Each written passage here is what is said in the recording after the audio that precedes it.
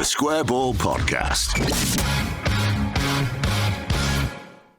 Welcome to the show. It's brought to you with Levi Solicitors, 10% off your legal fees. levisolicitors.co.uk/the square ball. Dan, Michael and Rob with you.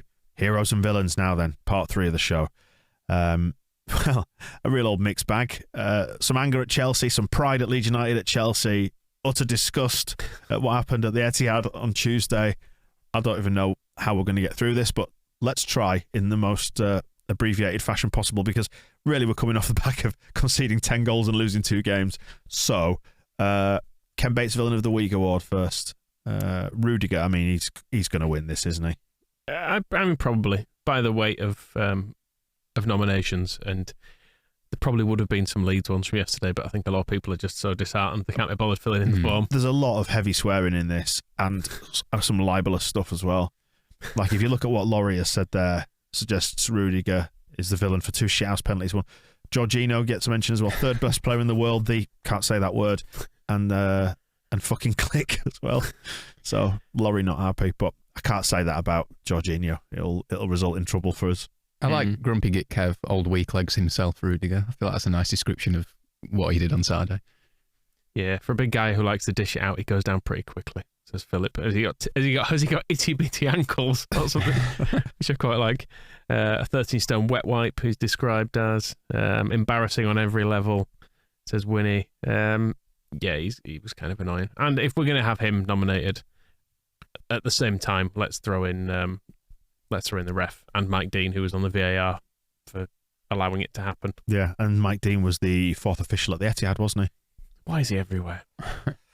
What's wrong with him? In fact, I think he gets the nomination somewhere, does Mike Dean, in particular? Or maybe he just lumped in with everyone else. Yeah, he gets lumped in with Rudiger. TJ says Mike Dean jerked himself off in VAR.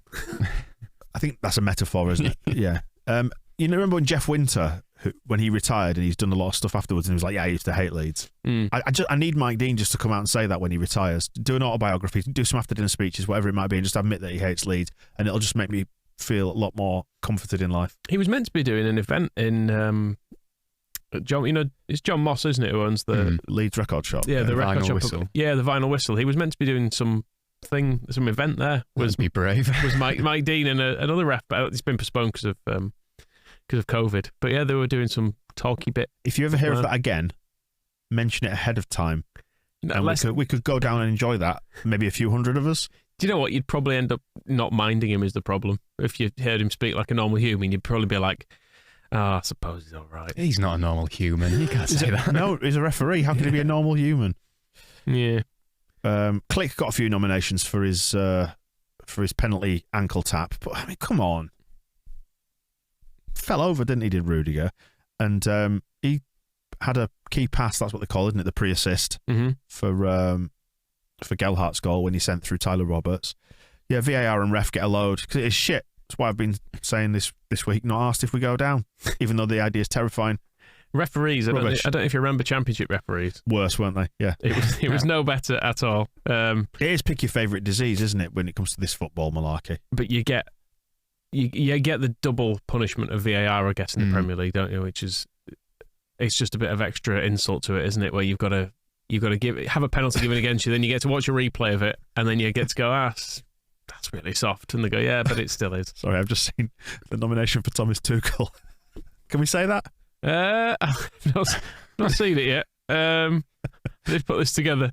Every time I saw it when he appeared on screen, I got chills. I don't know. Can we say it? I think we've previously accused him of looking like someone who had a cupboard full of children's shoes. So maybe suggesting that you wouldn't want to be near him at a bus stop at night is it okay? Not because he'd do anything, just because of a bit scary. Just because he looks that way. And the moral is, don't judge a book by its cover, because he's a lovely man, isn't he? Exactly. Right. The Click haters get a load of nominations for pick in on Click. Mason Mount for shushing us. People also have. Tyler Roberts has deleted his Twitter account as well, hasn't he? This week. Yeah. Which I think went under the radar. I didn't particularly notice it. Footballers should be able to do things that other people can do, but I just can't see what a footballer has to gain from being on Twitter, to be honest.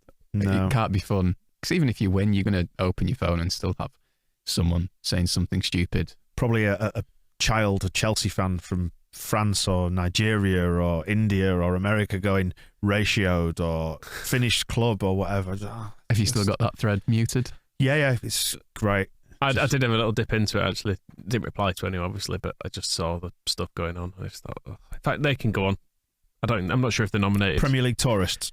Yeah, those people. And speaking of shit Premier League things, Joe did nominate Man City's light show. Stupid Premier League rubbish. Just a shithole city. Get in the bin.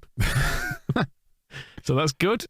I mean, none of it's real, is it, anyway? Sovereign wealth. I mean, what's the point? It's mad how dismissive we get of the whole thing when we've lost a game. Just pathetic. Sovereign, what's the point in even trying? We came in here after beating Palace. It was the best game in the world. Brilliant. Is that when I destroyed my shin? Yes. Yeah, we've had you've barely mentioned it since. No, we've had an update on the shin. Let me just show you this, because I've realised that my leg's still swollen and wearing socks has meant it's cut off the circulation. Is your bruise stopped at your sock? Yeah, sort of. My leg's kind of swollen over the top of the sock, and then I've got a bruise that ends by the sock line. I fear my foot's going to fall off. If you're blaming your cankles on this particular... Well, my entire leg went yellow through the week, so I look like a Simpsons character. So hopefully there's no permanent You need to just damage accept you've reached the level of obesity where fat hangs over the top of your shoes. No, I'm just saying that the 92-mile walk 6 months from now might be in jeopardy, that's all. No, it won't be. Right, what else have we got? Nathan nominated Madness for recording One Step Beyond, so all the plastic Chelsea fans could dance around like twats at full time. Yeah, seems fair enough. Speaking of twats, Mason Mount got a couple, Tom and Dom. I love Nathan projecting as well, saying Lampard. Lampard's no doubt mouthing off somewhere that he laid the foundations for that scraped win. Yeah, Mason Mount for making Derby season by shushing our fans. Did you see the one Derby fan who, I think he tweeted something along the lines of, he put a picture up of Mason Mount shushing us in the playoff semi-final, and then again the game, whenever it was last week. And he's like, once a ram, always a ram. When this is all over, he'll be back, no doubt. Like, back when we're back in the Premier League or something like that. It's like, do you know how long that's going to take? It'll be after his career's over. I was going to say, I think the relative trajectories of Mason Mount and Derby. Unless it's the North East Counties Premier League. I mean, there's a chance he breaks both legs and has to restart his career as a sweeper or something, but I can't see him playing for them for a while. Also, though, once a ram, always a ram. It was like a glorified gap year, wasn't it, for him, really? It's not like he's died in the wool. Bless Derby. Got to cling on to whatever they can. What else have we got then from last night? Firpo gets a couple of nominations for not having a football brain and on his booking. I did check his booking stats, actually. He's got 5 in 815 minutes. What's that every... Which is bad. It's what it is. It's I'm going to bad, work Dan. it out. 815.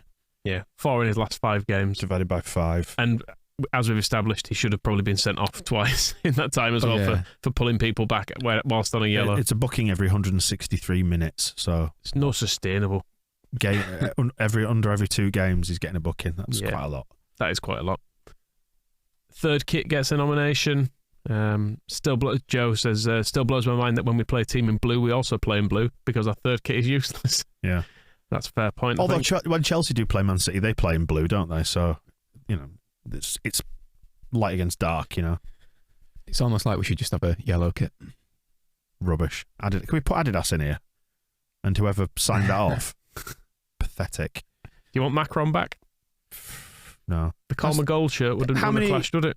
How many games have we actually won in Adidas kits in 2 seasons?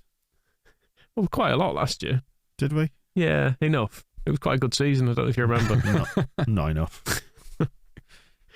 I think that's everyone, isn't it? More or less. I don't know. It's Rudiger anyway, isn't it? I think so. Yeah. Although, I think, like that Brentford fan, we're going to have the last laugh because he's going to go sign for someone else this summer, hopefully. And they line his pockets, reinforcing the mercenary values of professional footballers at the top elite level, which we're trying to break into, just so we can make more rich men even richer and hate every minute of it, because that's all football is. Oh, we should maybe give it to the people who force click off Twitter. I don't know. Yeah. Don't criticise players. Fine, it's part of football, but just don't tell them directly. Yeah. Rudiger though, innit? Yeah. Yeah, fine. Right, let's do the Gaetano Berardi Hero of the Week award. A week, as I said, just to reiterate what I said before, we've conceded 10 goals, we've lost 2 games. Slim pickings, potentially. I tell you who did score a goal. Young Joe Gelhardt. He's got loads and loads of nominations. Is he winning this then? He's probably going to win it. I mean, it'll make Lynn proud. I hope, Lynn, if you're watching Lynn this, gets, by the way. Lynn gets 3 separate nominations for her. For Limbs and bringing that special boy that's the future of Leeds United into this world. That's Tom Cole. And for the wholesome celebration footage as well. So, and well done to Wigan as well for not only bringing him through, but also massive financial mismanagement that allowed us to take him for an absolute pittance. It wasn't even a proper mismanagement, was it, at Wigan? They just had some owners who came in and straight out screwed him over. It wasn't like they even spent. They didn't get the fun bit, did they, Wigan? Well, they won the FA Cup. That looked like fun. I know, but they knew when Derby spent a load of money trying to get out of the Championship, and now they're getting done over for it. And fair enough, but Wigan didn't get that bit where they spent a load of money, did they? In the Championship, they had someone who came in and just completely knackered them without spending money. So yeah, it's a bit of a shame for him. And it was Gerald Krasner who sold Joffrey to us. It was. But I mean, Notably done a lot of good stuff for Leeds. Gerald Krasner. I hope we see more of him anyway. Yes. So yeah, thank you to everybody who got in touch, putting forward Joffrey and Lynn as well. Luke Ayling got a nomination. It was his 200th appearance against Chelsea. Which Yep. I don't think we touched on that, did we? No. And he was good in that game. Let's not talk about the other one. The Man City game was so unusual. It's very hard to pick out individuals who were terrible in it, I think. You just have to say all of them. The collective. There's some love for Tyler Roberts here for his work on social media, bigging up Leeds fans in the wake of Chelsea. But on the flip side, he also did delete his Twitter. Yeah, quietly becoming the player Moscow promised he was, says Charlie, which is sometimes true. He was good against Chelsea, and I think probably I reflected on it last night. I thought, you know what, I think I singled him out of criticism last night, which he really didn't deserve. I just was criticising the fact we didn't have a midfield, which I guess he was part of. But then again, you could also say he's not a midfielder. We is he? didn't have a defence either, or indeed an attack. So, who else have we got? Forshaw. He's getting some nominations. Again, I guess, for Chelsea as opposed to N'Golo Forshaw. Roger describes him as close to an England call-up in 2016. Maybe again if he keeps up this standard. I think he's probably joking to an extent. But since he's been in the team with Calvin, he's been better than Phillips, probably. I look forward to that partnership developing across the rest of the season. I did feel sorry for him watching him chase after De Bruyne last night. I thought, you don't need this after 2 years out. And you just saw the ease at which Forshaw would step into him because it's man-to-man marking and then just get caught on the wrong side and De Bruyne just span past him, and I just thought, this is it, isn't it? This is why the Premier League's pathetic and rubbish. He was decent in possession, I thought, was Forshaw. I felt like he kept the ball more than other players. Maybe someone will get stats now and prove me wrong, which just don't do it. It's a cheap shot, isn't it? Exactly. You proving anything with facts. I think last night, was it you were saying 42% of Dan James's completed passes are from kickoffs or something? Let's just not look at stats from last night. We know it went wrong. We don't need to see. We don't need to see exactly where. I don't think. Rafinha gets a single solitary mention for potentially man of the match against Chelsea, but he just sulked last night, didn't he? Plus, it was his birthday. Yeah, we missed that. It was 25th birthday, and what did we get him? A 7-0 drubbing. You know, it's been a bad week when Rafinha only gets one nomination. Yeah, and Firpo feels a bit misplaced now. Yeah. John Moss just mentioned him, didn't we? He's had a good nomination actually for bringing some belated justice to the scourge of the Wolves Theatrical Company. The sending off was quite funny this weekend. He was booked for a foul and then refused to move back for the free kick, didn't he? So he just sent him off. And Wisconsin Todd wants to nominate a retrospective hero, an old school hero. Do you remember the old Inva cars they were called? Won't necessarily get away with language like that these days, but they're cars for people with physical disabilities. They were the cars behind the pitch at the old school Stamford Bridge. We did speculate before, I think, on a previous podcast that maybe Ken Bates was trying to get money in for parking wherever he could. Sort of thing. But, that Chelsea is such a different thing to the Chelsea we see now, isn't it? It's the same as Man City, isn't it? Those knobheads replying ratioed on Twitter. They don't know a thing about those cars. They've no. But they were a means to get disabled fans right up to the edge of the pitch. Were people sat in those cars then? I don't think so, but maybe they were. I don't know. Like a drive-in movie? Like an outdoor theatre thing. Maybe it's something we could bring it back. Look at when they demolish the West Stand. Maybe just let people drive right up. Let people park up temporarily. Like Sunday League, isn't it? Where you've got to make sure you don't want to be too close to the edge of the pitch because you might get your windscreen broken. Anyway. Adrian nominated the Emirates Centre for Human Rights, which was, let's not forget where the money from their superstars comes from, which is, I guess, a fair point. Says we've done a good job at holding our owners to account, so it's worth 30 seconds acknowledging what is wrong with City so we can feel morally superior, even if we were outclassed on the pitch. Yes, we are better people. Never catch us going to Myanmar, would you? Yeah, there was that. I think that was justified because they didn't give us that much money. So it wasn't as bad, I think, is the basic gist of it. Fans get a lot of love, as you would expect. A lot of this came in for Chelsea, actually, and then was topped up last night after Man City. Yeah, it was across both. Although I did notice as the match ball from last night went live, someone put a comment on saying how good the Leeds fans were. People obviously angry. Someone commented underneath saying, it's not a fucking sing-song. People obviously just, I guess, justifiably angry at losing 7-0, just saying, oh, well, at least we sang. It's like, did you see the stream of people? There was a video did the rounds, which I don't think I retweeted, should have done really, but it was of the upper tier at the Emirates, not the Emirates, at the Etihad, sorry, of people leaving after 70 minutes, just a constant stream of people going for the cars, presumably to try and beat the traffic. And you're thinking, if we were 7-0 up in a title challenge like this, with all these superstars playing, surely we'd muster up a bit more. It was a game with constant goal threat as well. It felt like they could score at any minute. So you think you'd want to stay. Yeah, it's not like there was a lull where you thought, oh, it's going to end 5-0. There was obviously going to be more goals coming. Yeah, there was no foot off the gas moment, was there? Where it was like, okay, they've settled for 4 here or whatever. Yeah, it looked like they were trying to absolutely grind us into the dirt. One of the best teams ever assembled at immense cost, and you just you're indifferent to it. I'd rather get home 15 minutes early. But they've been us. They were in League One. Unless it was like your dad, and they were worried they were going to see the Leeds come back at 6-0. It's too stressful. Can't bear this. Maybe modern football's just not for us. Maybe we had our time and we just need to pack it in now. It's fine. We can fix it. I think. Have we just got to hang in there? Yeah, I reckon so. Right. It'll change at some point. That's what I'm saying. Was it on propaganda before that? I was having a conversation with my mate, Newcastle fan, and if they do redevelop it, and we've got lots of nice leg room and easy access to food and drink and the exits and all the rest of it, is this the future that awaits us? Possibly, but it doesn't have to be.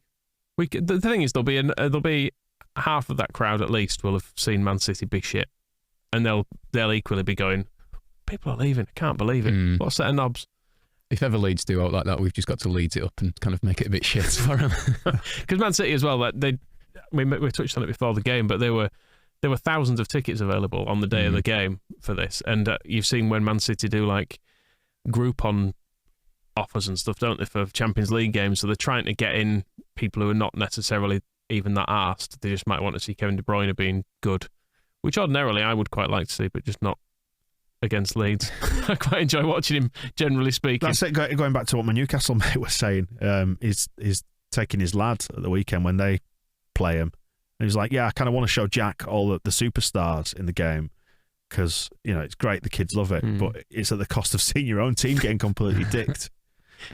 The thing is, it won't be as bad as 7-0. You don't know that. Probably not. Any other weird nominations? In fact, speaking of getting dicked, Andy Hughes gets a nomination for saying you don't want to be dicked 7-0 live on BBC Radio Leeds at half time. I was going to say, if Newcastle could have the good grace to lose 7 or 8-0, that would make our defeat feel a bit better, I think. The pain of others. Yeah, that is true. Who else? Mentioned it last night, but Sam Byram gets a nomination. It was apparently his first game since 1920. As in 19/20. Not 1920. And his first act was a leg breaker on Tyrone Mings, which we did catch at halftime. It was nice to see him genuinely, because he's had a terrible time with injury recently. Over the last few years, he's had a bit of a foreshore spell on the sidelines. So for him to get back playing in the Premier League is nice. While we're nominating people from that game, Ollie Watkins as well, for making sure Norwich lost, which does give us a little bit of breathing space, I suppose, for now. Isn't it sad that we've got to enjoy that? Yeah.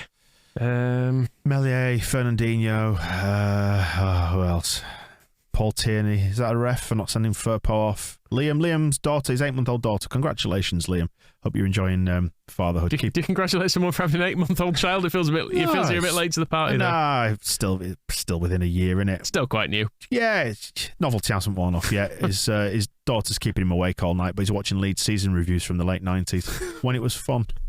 Something to do, isn't it, I suppose, in between changing have the nappies turned at 8 months? They're on proper food, aren't they? I can't remember. They've gone to solids at about 6 months, is it? Yeah, it gets dreadful at that point, from what I remember. It smells like shit in the house all the time.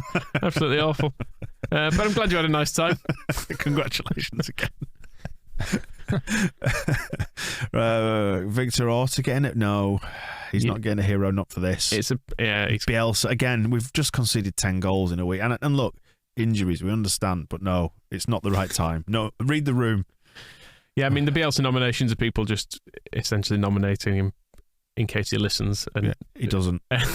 Although, well, he does read everything about him. Maybe he doesn't extend to this bollocks.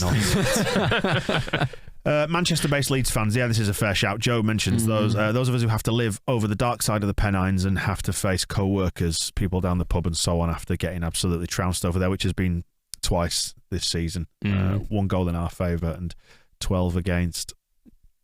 I mean, just don't live in Manchester is the answer to that, isn't it? Yeah. Move to Leeds. Philosophy we can all. They might be doing humanitarian work over there. You don't know. They might have good reasons. So is that I'm completely lost as to whether they're doing heroes or villains here because everyone who's a hero has kind of also ended up a villain at the end of the week. It's heroes, isn't it? This. Let's give it to Joffrey. Let's give it to him. Yeah, he's the only, and as well he did that really good run. Someone did nominate him for it. There was the bit. It didn't come to anything, but he did beat like 4 Man City players in hour half, admittedly. And who doesn't love somebody who completely disrespects the opposition? Because that's what it is. We were too respectful of him in other areas of the pitch. We were not good enough to get near him. He didn't give a shit. Good boy. It feels so long ago, but that moment at Chelsea was great. So let's have more of that against Arsenal now at the weekend. We might need something at this rate. Well, that's it then, isn't it, for this week? It's been a tough week. It has been a tough week, but look, in a week's time, we'll be wrapping up for Christmas. We'll feel all festive, won't we? We'll feel all COVID-y. And we'll be looking forward to playing Liverpool on Boxing Day. Behind closed doors. Brilliant. Thank you for watching and thank you for listening. Yeah, it has been a tough week. And isn't it demoralising having to come in and do this? But it helps. It does help. It's a bit of group therapy, misery loves company and all that. So we'll see you in the week before Christmas. And there were some good quizzes as well. Yeah. if you deliberately avoided listening to the bit where we listened to Man City fans, did a quiz instead. Yeah, that's on propaganda. I did think actually when we were on the way in today that because we've got another extra ball quiz with Phil Hay coming out, and it's about beards, so it features Terry Waite. If you don't know who Terry Waite is, between I think it was 1987 I looked and 1991, it was nearly 5 years, just shy of 5 years.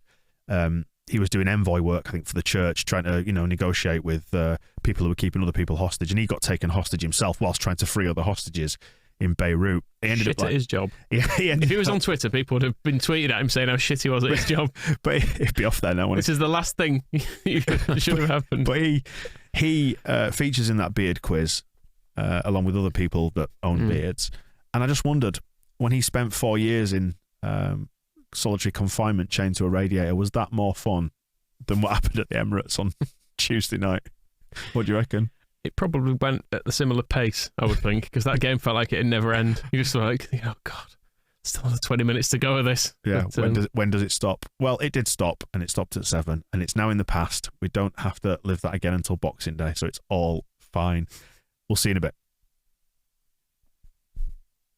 The Square Ball Podcast.